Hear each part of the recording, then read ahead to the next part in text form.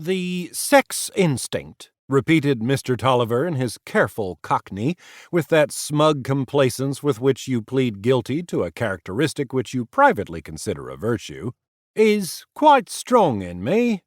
Frankness, without which there can be no friendship, without which two people cannot really ever get each other, as you artists say. Frankness, as I was saying, I believe—" "Yes," his host agreed. "Would you mind moving a little?" He complied with obsequious courtesy, remarking the thin, fretful flashing of the chisel beneath the rhythmic maul. Wood scented gratefully slid from its mute flashing, and slapping vainly about himself with his handkerchief, he moved in a Bluebeard's closet of blonde hair in severed clots, examining with concern a faint even powdering of dust upon his neat small patent leather shoes. Yes, one must pay a price for art.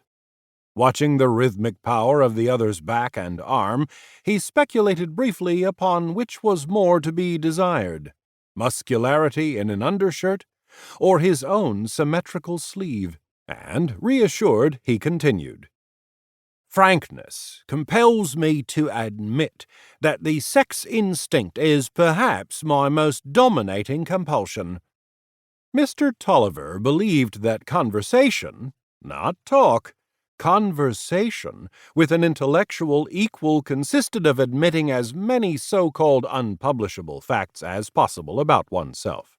Mr. Tolliver often mused with regret on the degree of intimacy he might have established with his artistic acquaintances had he but acquired the habit of masturbation in his youth.